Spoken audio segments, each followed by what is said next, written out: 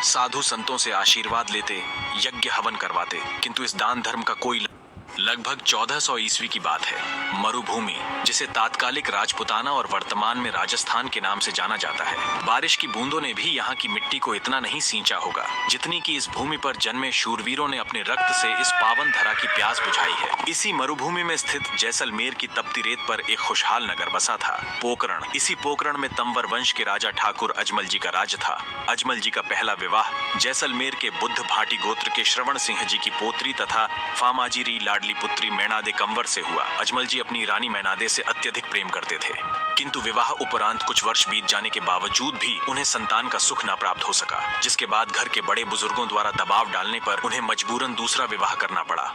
ठाकुर अजमल जी का दूसरा विवाह जामनगर के जडेचा गोत्र के जामाजीरी लाडली जीवंदे कंवर से हुआ, किंतु भाग्य तो ठाकुर अजमल जी से रूठा था। माता मैनादे और माता जीवंदे का इसमें क्या दोष। समुद्र के समान पड़ी विशाल रेतीली भूमि, किसी ऊंचे स्थान पर खड़े होकर देखें तो जहां तक नजर जाती थी पूरी धरती अजमल जी की थी। हजारों घोड़े और ऊंट, अपार धन दौलत, सब कुछ था उनके पास, परंतु उनके मन के किसी कोने में पुत्र प्राप्ति की एक ऐसी कसर थी जो हर सुख सुविधा के बीच उन्हें अपूर्ण बना देती थी। संतान की चाह किसको नहीं होती। अजमल जी बहुत ही दयालु, नेक और प्रजा से प्रेम करने वाले राजा थे। अक्सर मंदिरों में माथा टेकते, साधु संतों से आशीर्वाद लेते, यज्ञ हवन करवाते, किंतु इस दान धर्म का कोई लाभ नहीं हुआ। वर्षों बीत गए, परंतु ईश्वर ने अजमल जी को संतान का सुख नहीं दिया। संतान का सुख न होना कहीं न कहीं ठाकुर अजमल जी को खलता जरूर था। इतने वर्ष बीत जाने के बाद अब तो उन्होंने पुत्र प्राप्ति की जो उम्मीद थी वो भी त्याग दी। वो अपनी रानियों से अक्सर कहा करते कि कौन कहता है मैंने संतान हूँ, यह संपूर्ण प्रजा मेरी ही संतान है। और ऐसा सिर्फ वो कहते नहीं थे, अजमल जी वास्तव में अपनी प्रजा से बहुत प्रेम करते थे। इसी समय अचानक से पोकरण क्षेत्र के लोगों में भय का माहौल बनने लगा, जिसका कारण था राक्षस भैरव।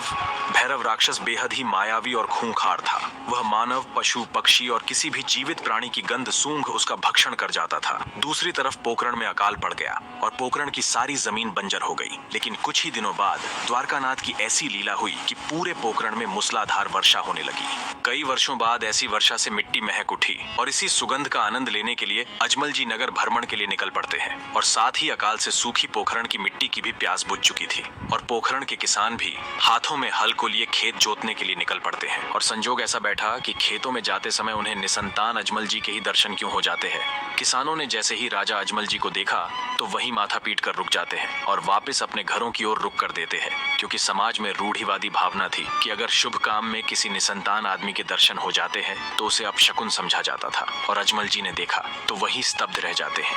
जब अजमल जी ने किसानों को पीछे से पुकार लगाई और कहा कि बंधुओं, इतने वर्षों के भीषण अकाल के बाद अब इतनी भारी वर्षा हुई है तो खेतों की तरफ जाते हुए आप यूं अचानक वापस क्यों जा रहे हो। राजदंड के भय से किसानों में इतना साहस नहीं हुआ कि अजमल जी को कारण बता सके। सभी किसान राजा के समक्ष सर झुकाए मौन ही खड़े रहे। प्रत्युत्तर न पाकर अजमल जी असमंजस में बार बार किसानों से पूछने लगे। तब एक किसान ने हाथ जोड़कर विनती करते हुए कहा कि महाराज, अगर आप वचन दें कि कारण बताने के पश्चात हमें दंडित नहीं किया जाएगा, मैं वापस लौटने का कारण आपको बता सकता हूँ। तभी अजमल जी ने वचन दिया। इस पर किसान ने बताया कि महाराज, भले ही आप नेक, दयावान और प्रजा प्रिय राजा है, किंतु ऐसी मान्यता है कि शुभ कार्य के लिए निकलते समय अगर किसी नपुत्र के दर्शन हो जाए तो वो अपशकुन माना जाता है और कार्य सिद्ध नहीं होता। महाराज, आप निसंतान हैं, आपके दर्शन होना हमारे लिए अपशकुन है, इसलिए अब खेत जोतने नहीं जाएंगे। किसानों की कही बातों ने अजमल को भीतर तक झकझोर कर रख दिया। अजमल जी दुखी मन और भरे हृदय से महलों में लौट आए और द्वारकाधीश की प्रतिमा के समक्ष शिकायत करने लगे कि हे प्रभु, ये क्या हो रहा है। जिस प्रजा को मैंने सदैव अपनी संतान के समान प्यार किया, आज उसी प्रजा के लिए मेरे दर्शन होना अपशकुन है। क्या निसंतान होना भी पाप है। तभी घनी घनी खम्मा कहते हुए महल की दासी अजमल जी के पास आई और जो कब से अजमल जी की बातें सुन रही थी और अजमल जी से कहने लगी, महाराज, आप मेरी बात माने तो योगीराज के पास जाइए। योगीराज बड़े ही सिद्ध पुरुष है, उन्हीं के आशीर्वाद से मुझे भी संतान की प्राप्ति हुई है। दासी की बात मानकर अजमल जी संत योगीराज के पास आ पहुंचे। योगीराज माँ काली का परम भक्त था और उसे माँ काली की तपस्या करने के परिणाम स्वरूप बहुत सी सिद्धियां प्राप्त थीं, किंतु योगीराज को मिली अपार शक्तियों ने उसे घमंड से भर दिया था। और इसी के परिणाम स्वरूप योगीराज अजमल जी को टोंट कसते हुए कहा कि जिस नगरी में निपुत्र राजा है उसका अपमान नहीं होगा तो सम्मान होगा क्या। तुझे तो अपने द्वारकाधीश पर बहुत अभिमान है ना, जा उन्हीं से पुत्र प्राप्ति की गुहार लगा।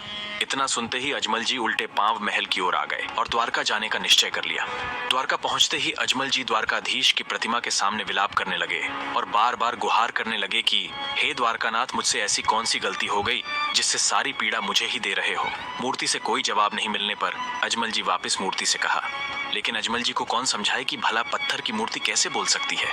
और अंत में क्रोधित होकर अजमल जी चढ़ावा स्वरूप छड़े लड्डू से द्वारकानाथ की मूर्ति के सर पर फेंक दिया और मंदिर के पुजारी से शिकायत करने लगे कि आपका द्वारकाधीश बहरा हो गया है, जो अपने भक्तों की एक भी नहीं सुनता।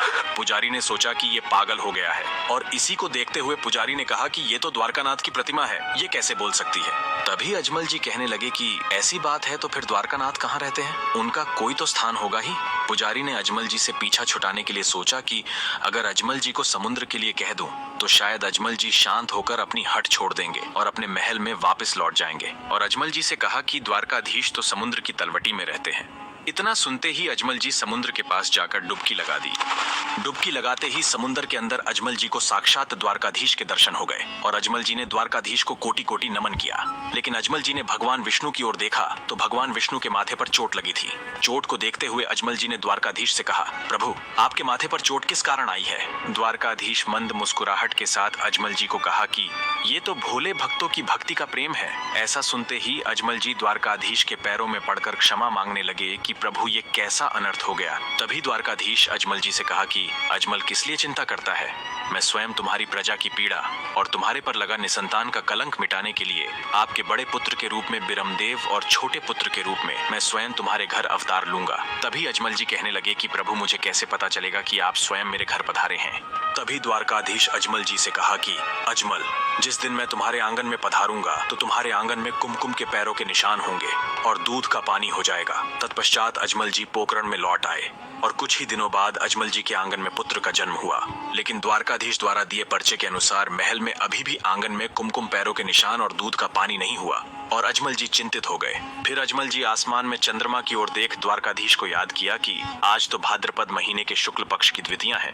फिर हे द्वारकानाथ, आप मेरे आंगन में नहीं पधारे। तभी आसमान से एक तारा टूटकर महल की ओर आता है। महल में कुमकुम के पैरों के निशान और पानी का दूध हो गया। साथ ही पालने में बिरमदेव के पास कृष्ण अवतार के रूप में रामदेव जी की लालिमा बिखरने लगी। माता और पिता के लाड़ प्यार में बाबा कब 5 वर्ष के हो गए, पता ही न चला। एक दिन रामदेव जी महल में खेल रहे थे, तभी उनकी नजर रास्ते से गुजर रहे एक घुड़सवार पर पड़ी।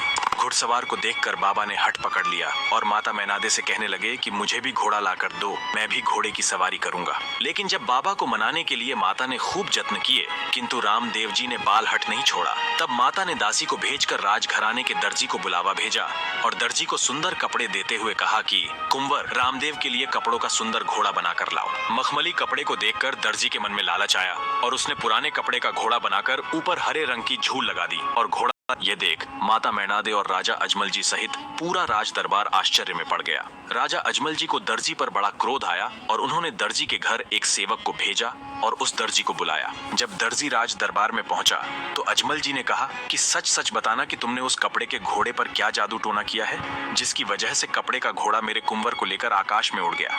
दर्जी कपड़े के घोड़े को आकाश में उड़ता देखकर दंग रह गया और डर के मारे थर थर कांपने लगा और कहने लगा, राजन, मैंने कोई जादू नहीं किया। बार बार गिड़गिड़ाने पर भी दर्जी की बात का अजमल जी को तनिक भी विश्वास नहीं हुआ। अजमल जी ने कहा कि अरे मायावी तांत्रिक, ये सब तेरा किया धरा है। सैनिकों, इस दर्जी को पकड़कर कारागृह में डाल दो। और सिपाहियों को आदेश दिया कि जब तक रामदेव कंवर घोड़े से नीचे ना आए तब तक इस दर्जी को अंधेरी कोठरी से बाहर मत निकालना। तब दर्जी कोठरी में पड़ा पड़ा रोने लगा और हाथ जोड़कर मन ही मन भगवान का सुमरण करने लगा। इस प्रकार दर्जी को विलाप करता देख बाबा को दर्जी पर दया आ गई और बाबा रामसा पीर घोड़े सहित काल कोठरी में प्रकट हुए।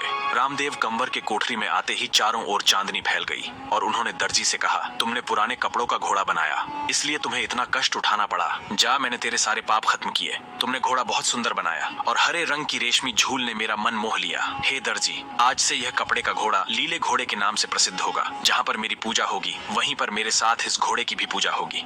उसी समय भैरव राक्षस का आतंक 36 कोशों तक फैला हुआ था। आतंक इतना कि भैरव राक्षस के निवास